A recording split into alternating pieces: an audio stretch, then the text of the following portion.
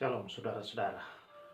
Bersama saya kembali kita dalam program Rema di mana kita bersama-sama membahas firman Tuhan dari kitab Kejadian sampai kitab Wahyu. Dan saya percaya bahwa setiap bagian pasal yang kita bicarakan, saudara membaca keseluruhan dari ayat-ayat dalam pasal itu, supaya saudara dapat mengerti akan kebenaran firman Tuhan dan juga akan alur cerita dari penciptaan sampai kepada kesudahan dunia ini.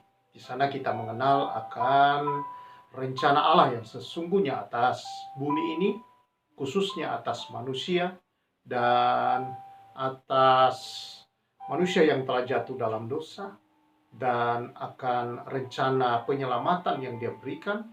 Dan juga saudara bisa menemukan bahwa di dalamnya ada nilai-nilai atau hal-hal yang perkara-perkara rohani yang memberkati kehidupan kita di tengah-tengah mengisi keselamatan hidup ini, menikmati segala janji, berkat ilahi, penyertaan, pemeliharaannya, dan juga kita dapat mengerti akan panggilan Allah dalam kehidupan, apa yang harus kita lakukan, tujuan-tujuan hidup kita, saudara. Nah, karena itu baca terus firman Tuhan bersama dengan saya, dan saya percaya akan terus memberkati saudara, walaupun dengan renungan-renungan yang singkat ini, saudara, memberikan pengertian-pengertian dan membawa kehidupan kita untuk tetap dekat dengan Tuhan.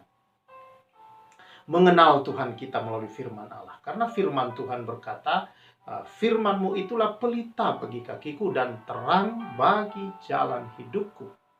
Jadi saudara, kalau kita ingin jalan hidup kita itu terang, menuju kepada tujuan yang jelas, saudara-saudara, dan tidak menyimpang ke kanan dan ke kiri, kata firman Allah kepada Yosua, agar kita dapat beruntung, saudara-saudara, di jalan kita dan berhasil, maka biarlah firman itu yang menerangi perjalanan kita. Oke, kita akan membahas bersama-sama, saudara. Namun, sebelumnya jangan lupa untuk yang belum subscribe, supaya jangan lupa subscribe, ya, tekan loncengnya, supaya like dan share, saudara-saudara, supaya saudara bisa juga jadi berkat bagi yang lain dan terus mendapatkan notifikasi daripada setiap pembahasan firman Allah ini. Mari kita berdoa.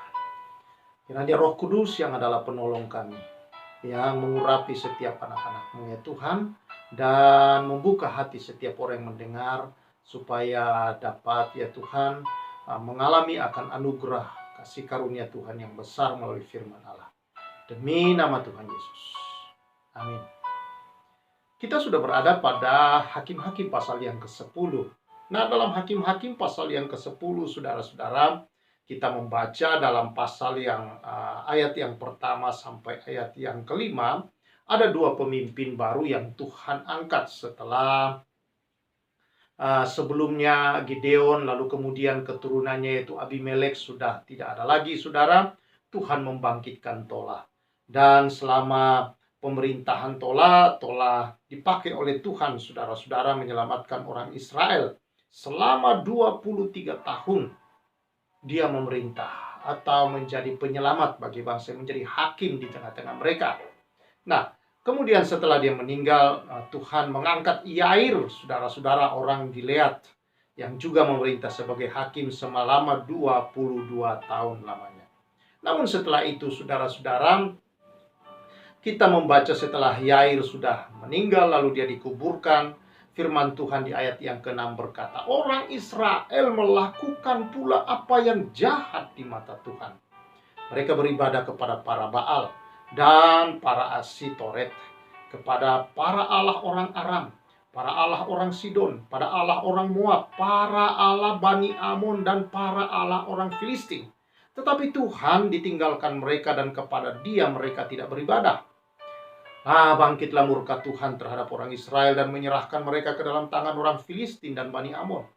Tahun itu juga orang Israel ditindas dan diinjak mereka 18 tahun lamanya. Mereka memperlakukan demikian semua orang Israel di seberang sungai Yordan, di tanah orang Amori dan Gilead. Dan Bani Amon pun menyeberangi sungai Yordan untuk berperang melawan suku Yehuda, suku Benyamin, dan keturunan Efraim, sehingga orang Israel sangat terdesak. Lalu berserulah orang Israel kepada Tuhan. Katanya, kami telah berbuat dosa terhadap Engkau, sebab kami telah meninggalkan Allah kami lalu beribadah kepada Baal. Tetapi firman Tuhan kepada orang Israel, bukankah aku yang telah menyelamatkan kamu dari tangan orang Mesir, dari orang Amori, Bani Amon, orang Filistin, orang Sidon, suku Amalek, dan suku Maon yang menindas kamu ketika kamu berseru kepadaku? Tetapi kamu telah meninggalkan aku dan tidak beribadah, dan sekarang beribadah kepada Allah lain. Sebab itu aku tidak akan menyelamatkan kamu lagi. Pergi sajalah berseru kepada para Allah yang telah kamu pilih itu. Biar merekalah yang menyelamatkan kamu pada waktu kamu terdesak. Kata orang Israel kepada Tuhan, kami telah berbuat dosa. Lakukanlah kepada kami segala yang baik di matamu. Hanya tolonglah kiranya kami sekarang ini. Dan mereka menjauhkan para Allah asing dari tengah-tengah mereka. Lalu mereka beribadah kepada Tuhan. Maka Tuhan tidak dapat lagi menahan hatinya melihat kesukaran mereka. Saudara-saudara yang saya kasihi di dalam Tuhan Yesus Kristus, kita melihat di sini, saudara-saudara, bangsa-bangsa lain, ya saudara-saudara, yang punya Allah-Allah kecil itu, bagi mereka itu Allah, saudara-saudara. Berhala-berhala, patung-patung yang buatan tangan manusia, saudara-saudara, itu yang mereka sembah. Nah, apa yang terjadi? Mereka setia, saudara-saudara. Tetapi beda dengan bangsa Israel.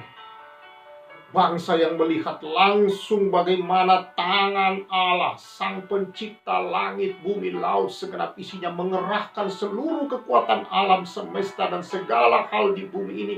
Tuhan telah perlihatkan kepada bangsa Israel bahwa Dia berkuasa atas hal apapun di bumi ini, saudara, karena Dialah pencipta itu. Dan membawa mereka dari Mesir, tanah mereka diperbudak selama lebih dari 400 tahun, saudara-saudara. Hal yang tidak mungkin untuk mereka lepas dari sana, tapi karena Tuhan. Allah itu, saudara, yang membawa mereka di sana. Dia Allah Sang Pencipta langit bumi segenap isinya. Tentu Dia sanggup, karena Raja Mesir, yaitu Firaun, ada di bawah kekuasaannya. Dengan melakukan berbagai macam mujizat, tanda-tanda heran, saudara, Dia membawanya keluar. Dan di perjalanan Tuhan menunjukkan segala kebaikan dan kasih sayangnya kepada umat Israel. Memelihara mereka. Mereka punya kasut, baju, karena tidak ada mall, tentunya tidak ada toko baju, tidak ada, saudara, minimarket, supermarket seperti kita sekarang, tidak ada pasar, toko kecil, warung pun tidak ada. Di padang gurun. 40 tahun Tuhan pelihara. Tuhan beri makanan, bukan makanan biasa, makanan para malaikat, kata Alkitab, diberikan untuk mereka makan selama 40 tahun, saudara.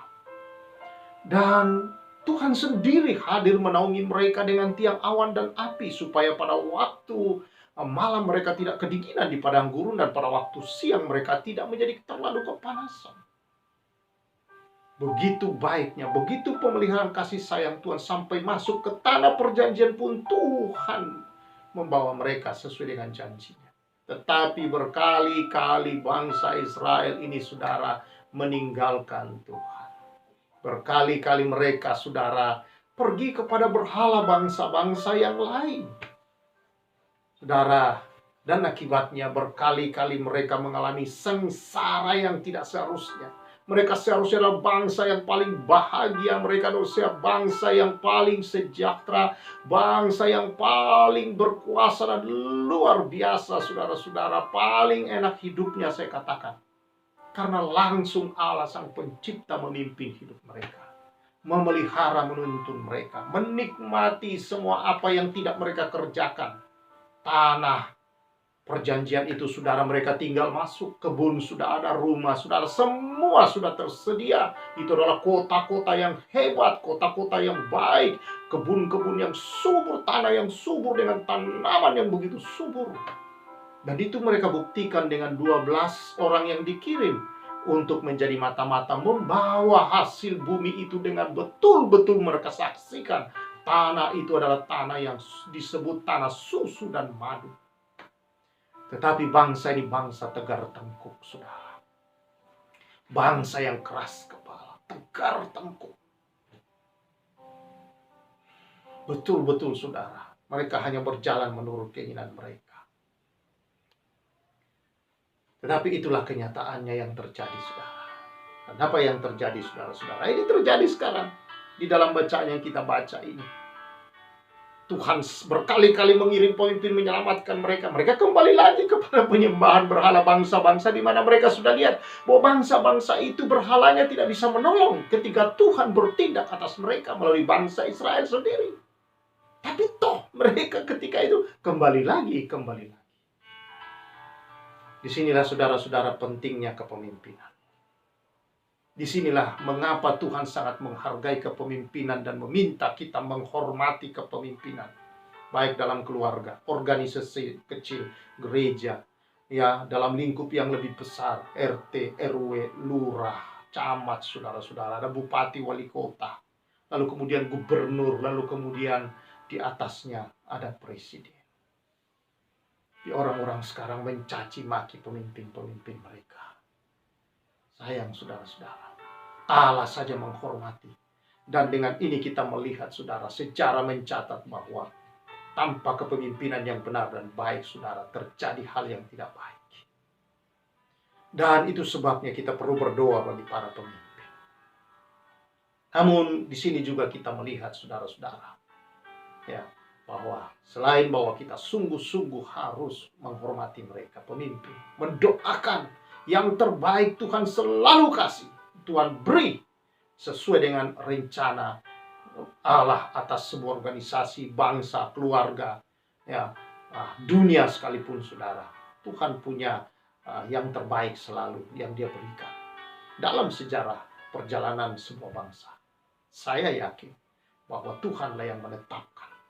Ya, boleh ada pemilu, boleh ada apa saja yang dirancang atau dibuat sedemikian rupa, tapi tetap Allah menyiapkan orang-orangnya yang Dia mau tempatkan, mau Dia dudukkan, saudara-saudara, yang saya kasih dalam Tuhan Yesus Kristus.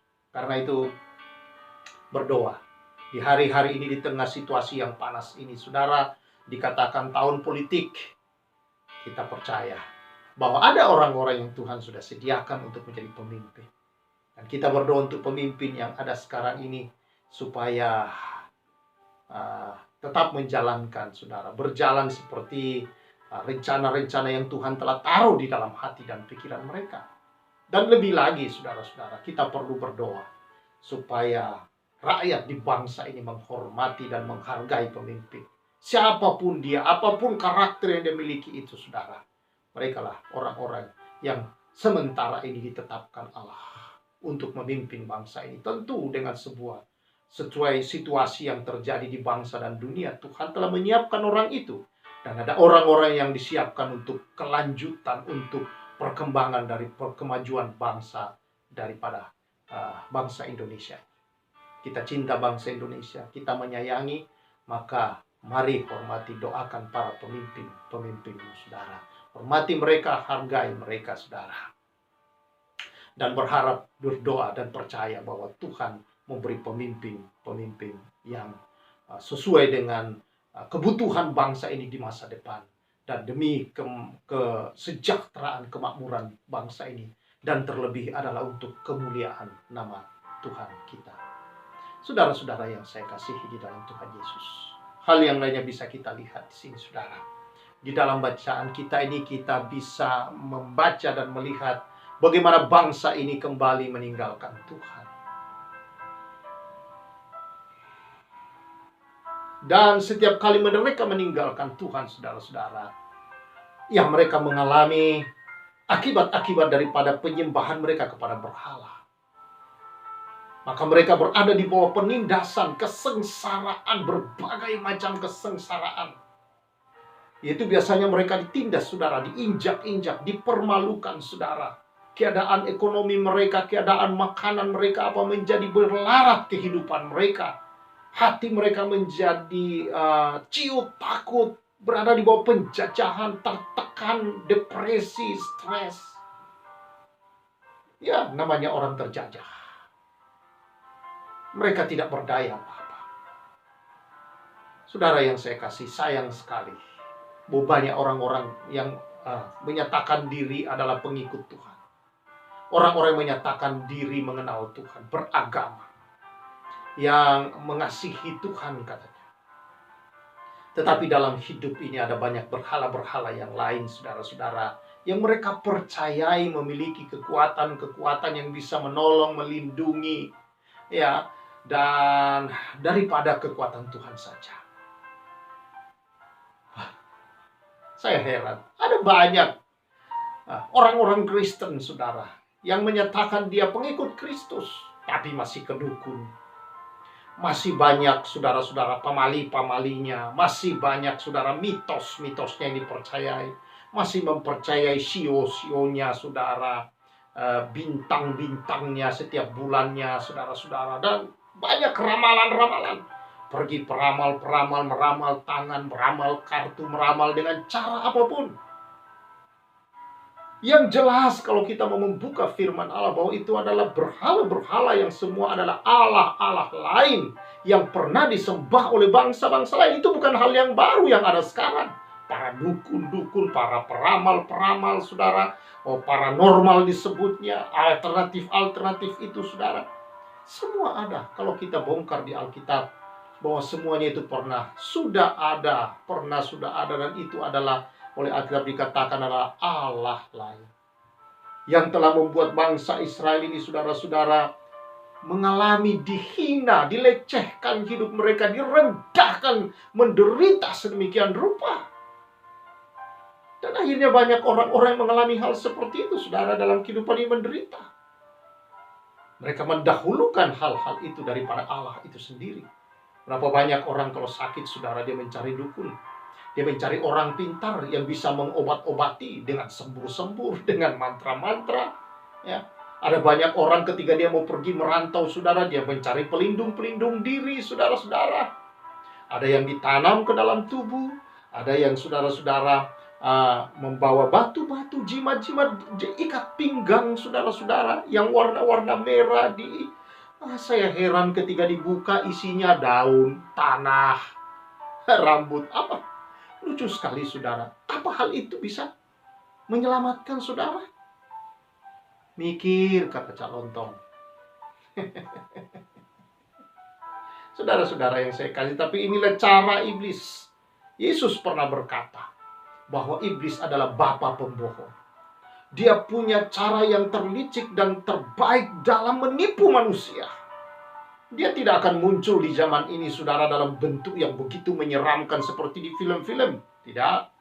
Dia tidak muncul lagi, saudara, dalam bentuk-bentuk seperti itu. Dia muncul dalam benda-benda, bentuk-bentuk yang begitu menarik, saudara. Oh, simpan ini dalam rumahmu, uang datang begitu banyak. Itulah tipuan setan. Lalu kemudian, saudara-saudara, iblis akan meminta bayaran. Iblis tidak pernah kasih gratis, saya katakan.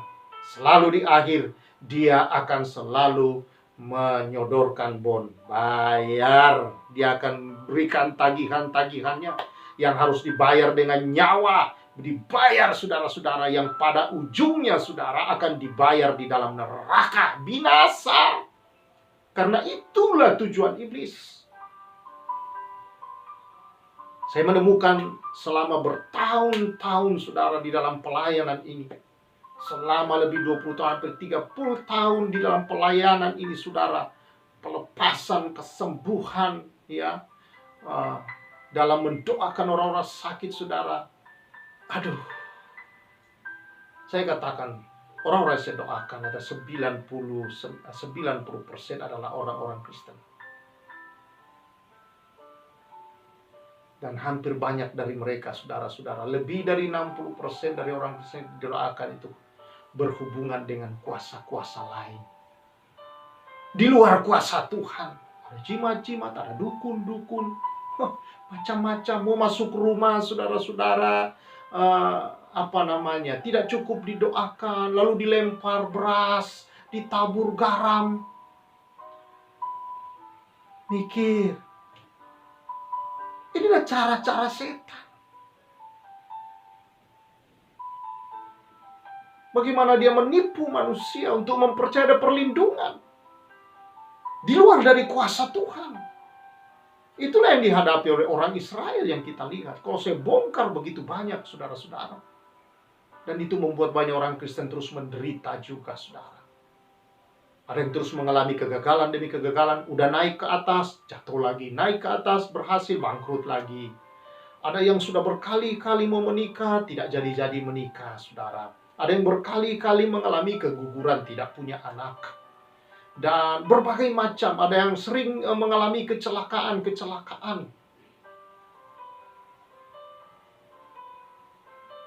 Ada yang sebentar-sebentar sakit ini, sakit itu, bergantian seperti tidak habis dirundung malam.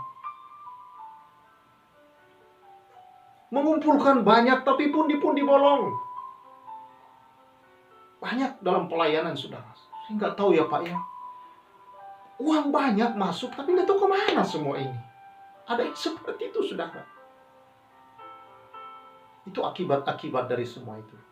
Bahkan saya mau katakan, saudara, ada yang tidak melakukan hal itu. Tidak menyembah berhala yang lain. Tapi mengalami hal-hal yang tragis yang tidak dia mengerti kenapa itu semua terjadi dalam kehidupannya. Kawin, cerai. Ada yang selalu mati muda dalam keluarga. Dan sebagainya, saudara. Banyak sekali. Mengapa? Rupanya nenek moyang dia, orang tua dia, atau kakek neneknya adalah penyembah berhala. Di sini kita melihat bahwa apa yang dilakukan, kata Ratapan 5:17 berkata, bapak-bapak kami melakukan kedurjanaan dan mereka sudah tidak ada. Tetapi kami anak-anaknya menanggung kedurjanaan mereka. Apa yang terjadi, saudara? Rupanya apa yang mereka sembah di atas dulu itu, ada perjanjian dengan kuasa jahat itu, maka roh jahat itu mengejar sampai kepada keturunannya semua. Dan itu hanya bisa putus di dalam nama Tuhan Yesus Kristus. Oleh kasih dan anugerah Tuhan, mereka dilepaskan. Saya menemukan dalam pelayanan sehari-hari, saudara, itulah yang kami temukan dalam pelayanan. Sejak saya di dalam pelayanan dari tahun 1997.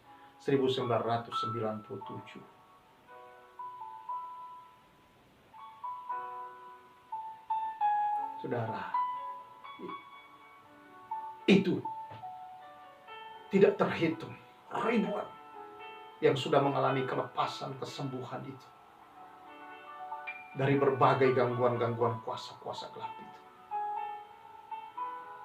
Saya tidak bisa menceritakan semua di sini, tapi ini kita melihat, saudara, hari-hari ini bangsa Israel akhirnya berseru kepada Tuhan.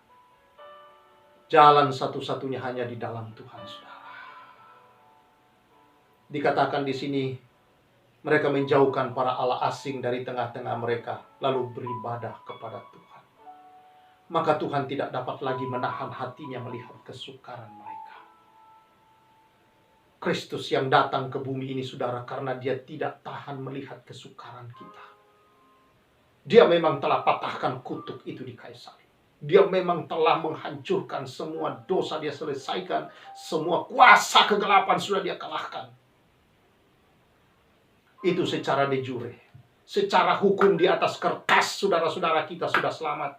Secara hukum di atas kertas kita sudah mengalami kemenangan atas kuasa gelap. Tetapi secara de facto, saudara harus mengalami sanctification dari hari ke hari. Mengalami pengudusan dalam hidup ini, saudara.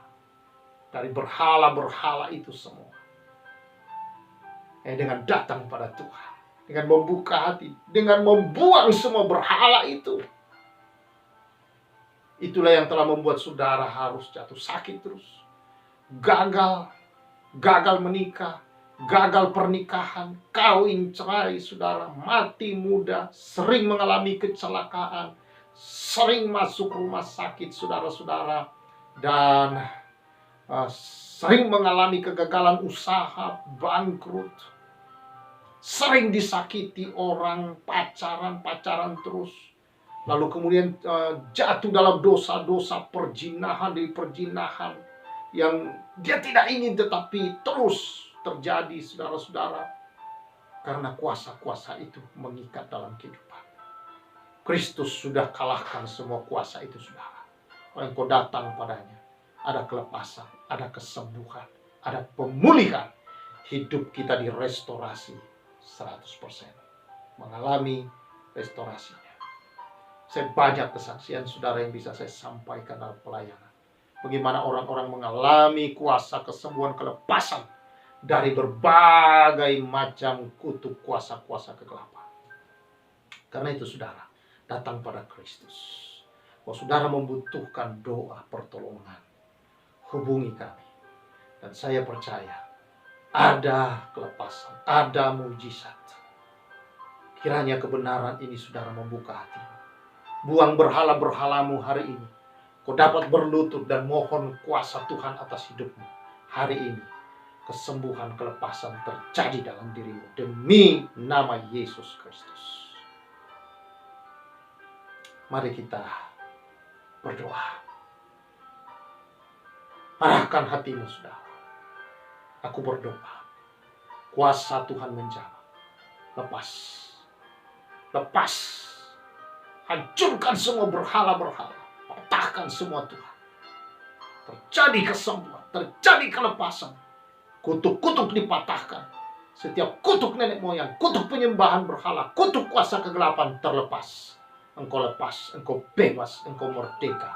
Oleh darah Yesus Kristus yang hidup. Menyucikan, menguduskan engkau. Haleluya. Terima kasih Bapa. Kuasa anugerah-Mu menjamah orang-orang yang sedang mendengar ini. Kesembuhan, kelepasan terjadi. Berkat mengalir Roh Kudus, mengalir kuasa Allah. Kuasa Roh Kudus membebaskan, melepaskan, menyembuhkan demi nama Yesus Kristus. Haleluya. Terima kasih Tuhan. Segala puji, hormat, kemuliaan, dan kuasa hanya bagi-Mu Yesus, Juru Selamat yang hidup. Haleluya. Amin. Tuhan memberkati saudara-saudara. Kalau saudara memerlukan pertolongan, saudara bisa menghubungi nomor yang ada tertera di layar saudara. Saya percaya Tuhan berkarya bekerja dengan luar biasa, memberkati saudara-saudara semua. Saya, Pastor Samuel, menyampaikan salam restorasi.